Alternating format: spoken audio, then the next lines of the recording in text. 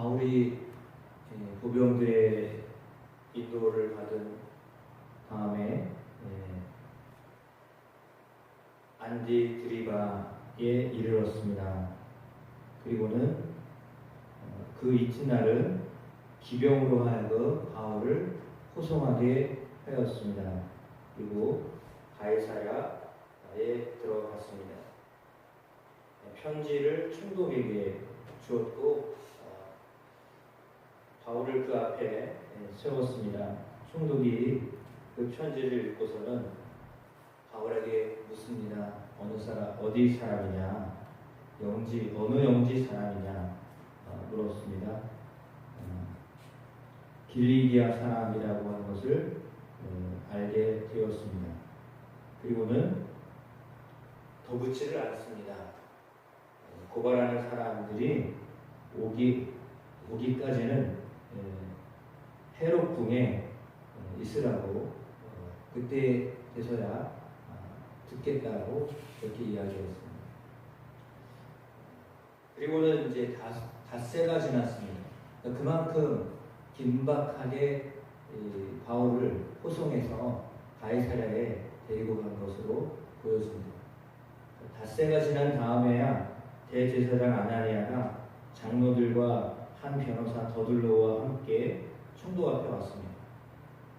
그동안에 사람도 꾸리고 또 계략도 짜고 어떻게 하면 이제 바울을 죽일 수 있을까? 왜냐하면 이미 바울을 죽이기로 했던 어떤 그것들을 피하여서 이렇게 갔기 때문에 여기서만큼은 바울을 죽여야 되겠다라고 하는 굳은 결단을 했을 것 같습니다. 아주 철저하게 계략을 짜고 그렇게 오는데 시간이 걸렸습니다. 닷새라고 하는 시간이 그만한 어떤 자신들의 계획을 세우는 데 걸렸던 시간으로 보여집니다. 그리고서는 와서 더둘로라고 하는 변호사가 바울을 고발하여 말하는데 먼저 총독 벨릭스에 대하여서는 아주 좋은 이야기를 하고 있습니다. 3절에 당신을 힘입어 태평을 누리고 또 이 민족이 당신의 선교로 말미암아 여러 가지로 개선된 것을 우리가 감사합니다. 물론 이제 인사의 말씀이죠. 인사의 말씀이지만 이 안에는 당연히 벨릭스에게 잘 보여야 되니까요. 그로 인해서 우리가 편안합니다 라고 하는 말을 하고 있습니다. 굳이 이렇게 이야기한 더둘로의 이야기를 분석을 하자면 현명한 분입니다 라는 뜻입니다. 각하가 우리나라에 와서 다스리는 것 때문에 우리가 문제없이 아주 편안하게 잘 살고 있었습니다. 각하가 이곳에 와서 여러 가지로 불이한 것들을 잘 개선시켜서 지금 우리는 정의롭게 살고 있습니다. 이 말을 하고 있습니다. 그런데 문제는 뭐냐면 엉뚱한 저 사람이 나타나가지고는 그 태평한 것을 잃어버렸고 저 사람이 와가지고는 우리 안에 불이한 일들이 생겼습니다. 이 말을 하고 싶었던 겁니다.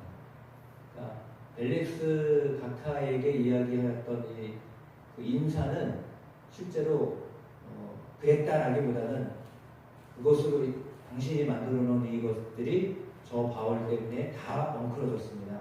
그 말을 하고 싶었던 겁니다. 그러니까 본론은 사실 그겁니다. 그러니까 서두에서도 그렇게 포장을 해가지고 벨릭스에게 좋은 말을 했던 이유는 그런 좋은 나라가 이 바울로 인하여서 복잡해졌습니다. 문제가 생겼습니다. 그 말을 하고 싶었던 거죠. 그러면서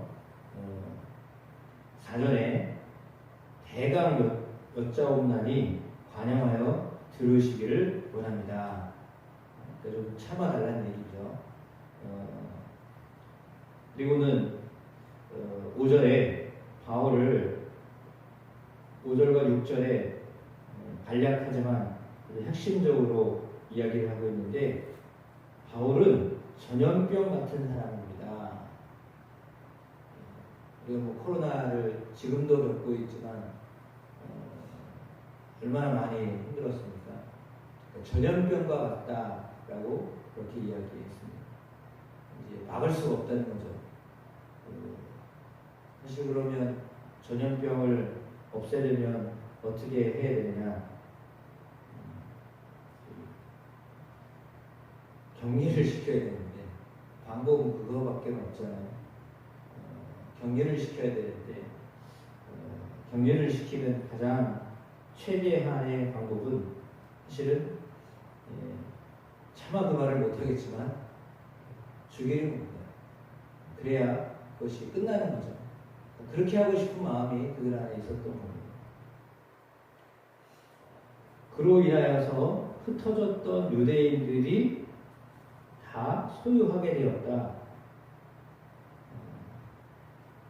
이 말은 다시 말하면 어떤 의미냐면 유대인들 안에 소유를 일으키게 할 정도로 바울이 가는 곳곳에 분란이 일어났다라는 말입니다. 그러니까 바울이 가서 유대인들 안에 소동을 일으켰다라고 하는 말이죠. 그렇다면 이 말은 어떤 말이냐면 유대인들 안에 복음을 전해서 그들로 하여금 예수님을 믿게 하는 일들이 생겨나서 지금 유대교 입장에서는 복잡해졌다 이런 말입니다. 그러니까 태평하게 아무 문제가 없었는데 이 사람이 와가지고는 유대인들을 들쑤셔놔가지고 유대인들 안에 그 격렬한 어떤 논쟁도 일으키게 하고 문제도 일으키게 했다. 그렇지만 않았어도 우리는 아무 문제가 없었다. 그 말을 지금 하고 있는 겁니다. 더군다나 이는 나세렛 이단의 우두머리다. 예수님을 가장 앞에 서서 전하는 사람이다라는 뜻이겠죠. 그래서 우리가 보기에는 나세렛 이단인데 그 이단의 우두머리다. 그리고 성전을 더럽게 하려고 했기 때문에 우리가 잡아왔습니다. 라고 했습니다. 그렇다면 사실은 이것은 벨리스가 듣기에도 그렇습니다. 이거는 분명히 어떤 정치적인 문제가 아니에요. 종교적인 문제죠. 유대인들 안에 일어났던 소요나 이런 것들이 정말 문제가 됐다면 벨리스가 먼저 손을 썼겠죠. 왜요? 자기가 다스리는 나라가 편안해야 되는데 그 문제가 이렇게 외적으로 생겨나서 어떤 갈등을 일으키거나 이런 문제는 아니었던 겁니다. 소요가 일어나고 그들이 말하는 대로 분란이 일어나고 했었는데 그 문제는 표면적으로 일어난 어떤 외적으로 일어난 질서를 어지럽히고 뭐 이런 문제가 아니라 내적인 문제였던 거죠. 종교적인 문제였던 것입니다. 그래서 그 안에 일어났던 일들을 그 문제가 정말 큰 문제였으면 고소하기 전부터 그 문제를 해결하려고 했을 겁니다. 그러나 그런 것이 아니었기 때문에 이 문제를 이렇게 굳이 이야기하였던 것은 벨리스가 보기에는 정치적인 문제는 아니고 종교적인 문제구나라고 하는 것을 깨닫게 되었습니다. 그 말이 맞습니다. 종교적인 문제라고 하는 것은 어찌 보면 영적인 문제라고 하는 것입니다. 영적인 문제는 사람 안에 그런 혼란을 일으키기도 합니다. 그리고 실제적으로 각 나라나 민족마다 생기는 문제는요, 대부분 종교적인 문제입니다. 영적인 문제. 영적인 문제 때문에 충돌이 일어나는 거지 다른 문제는 거의 없습니다. 물론 지금 크게 1950년대 이후로 생겨났던 어떤 사회주의와 민주주의의 어떤 격돌 뭐 이런 것보다는 사실은 이슬람과 기독교 간의 어떤 충돌 이것이 더 큰 거죠. 그래서 그로 인하여서 미국이라고 하는 거대한 나라에도 어려움이 생기기도 하고 또 수많은 나라에서 계속적인 충돌이 일어나는 것도 역시 마찬가지입니다. 그래서 영적인 충돌이 어쩌면 가장 큰 문제인데 그런 영적인 충돌은 왜 일어나느냐라고 하는 질문을 해야 될 것 같습니다. 그러니까 분명히 진리가 있고 진리가 있어서 그 진리대로 살아가고 있는데 진리가 아닌 비진리가 진리이냐 이야기를 하고 잘못됐다라고 말하기 시작할 때는 당연히 충돌이 일어나게 되어 있습니다. 이것이 진짜야 저것이 진짜야 라고 말하는 마치 솔로몬이 재판을 해야 됐던 그 상황처럼 하나인데 하나를 가지고 이게 맞아 저게 맞아 이런 이야기가 이제 오고 가면서 심각한 사회 문제를 일으키게 되면 그때는 정말 충돌이 일어날 수밖에 없는 것입니다. 그런데 오늘 이제 그런 일들을 누가 했냐? 바울이 했다라는 말을 하고 있는 거죠. 복음을 전하는 사람은 이러한 오해를 받게 되어 있습니다. 진리 위에 서 있는 사람은요 이런 오해를 받게 되어 있습니다. 왜냐하면 그 전에 진리가 아닌 다른 어떤 종교를 가지고 있었던 다른 영에 의해서 살았던 사람들은요 그것이 진리라고 생각했기 때문에 아무 문제가 없었거든요. 기독교가 들어오기 전에는 복음이 들어오기 전에는 아무 문제가 없었어요. 근데 교회가 들어오고 복음이 들어오고 예수가 들어오면서 문제가 생기는 거예요. 충돌이 일어나고 이걸 해야 되냐 말아야 되냐 예를 들면 제사를 드려야 되냐 말아야 되냐 뭘 해야 되냐 말아야 되냐 뭐 이런 문제를 계속 문제가 생기는 것이 복음 때문에 그런 문제가 생깁니다. 영적인 문제가 가장 큰 어려움으로 대두되게 되는데 그건 왜 그러느냐 세상의 주인이 누구냐라고 하는 사실상의 문제입니다. 주인이 누구냐라고 하는 문제죠. 그러니까 세상은 누가 다스리고 있는가라고 하는 문제입니다. 세상은 정말 어떤 조물주가 다스려야 되는가라고 하는 문제입니다. 이것이 더 나아가서는 지금은 사람이 주인이다. 하나님은 창조주는 있을 수 없다. 우연히 만들어진 것이지. 이렇게 이야기하는 사람들. 이제는 대부분 이제 그런 쪽으로 많이 치우쳐 가고 있습니다. 사람이 주인이지 무슨 신이 주인이냐 신이란 없다 이 말을 하고 싶은 거죠. 왜냐하면 이제 신의 자리에서 우리가 있는 거지 그거는 신을 누가 만들었냐 뭐 이런 겁니다.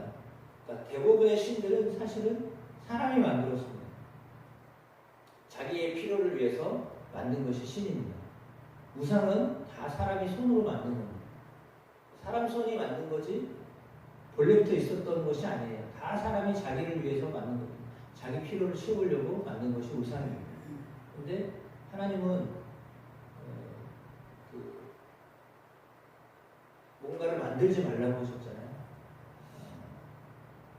어떤 조각이나 어떤 것들을 만들지 말라고 하셨거든요. 따라서 하나님은 차원이 다른 분입니다. 왜냐하면 사람이 만든 신하고는 전혀 다른 분입니다. 본래부터 계셨던 분이기 때문에 알파와 오메가가 되시는 분, 처음이와 마지막 되시는 분인데 그럼에도 불구하고 그 하나님에 대한 도전을 하고 있는 거죠. 세상은 끊임없이 도전합니다. 하나님이 어딨어? 우리가 주인이지. 내가 주인이야. 다시 말하면 내가 주인이지. 나는 누군가에게 불력을 당하거나 누군가에 의해서 이렇게 조종되는 삶을 살고 싶지 않아. 그 말을 하고 싶은 겁니다.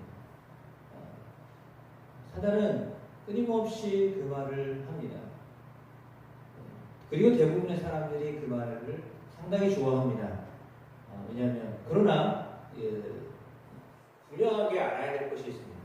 하나님이요 인간을 창조하셨는데 하나님은 인간을 로봇으로 창조하지 않으셨다는 거예요. 또 이렇게 해야 돼 저렇게 해야 돼 리모컨으로 막 뒤에서 조종하는 그런 사람으로 인간을 만들지 않으셨어요. 인간은 처음부터 자유의지를 주셨어요. 그래서 그가 하나님을 배신할 수도 있고 하나님을 부인할 수도 있고 하나님을 떠날 수도 있게끔 하나님이 인간을 만드셨어요. 그러나 반대로 하나님을 따르며 살도록 만드셨어요. 그러니까 순종하며 살 수도 있고요, 불순종하며 살 수도 있어요. 이렇게 살아도 상관이 없고 저렇게 살아도 상관이 없는 게 아니라 하나님이 원하실 때는 순종하며 사는 거지만 그럼에도 불구하고 불순종할 수 있도록 자유의지를 주셨다는 거예요. 그게 하나님이시지 마치 공산주의나 독재에서 이야기하는 것처럼 이게 정답이니까 이거 다 해야 돼, 그렇게 만들지 않으셨다는 거예요. 그게 정말 참 신이죠.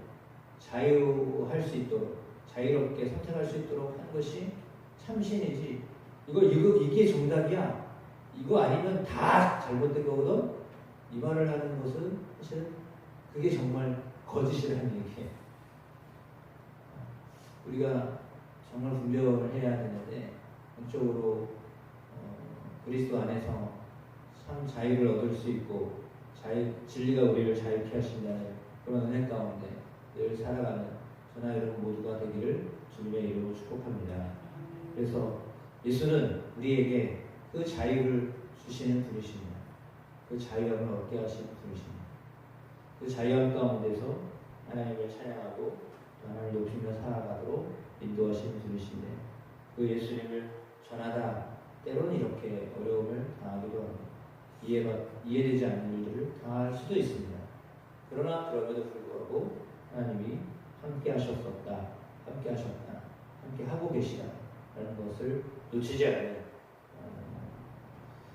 하나님의 은혜 가운데 거하는, 하나님의 자유함 가운데 거하시는 저나 여러분 모두가 되기를 주의 이름으로 축복합니다.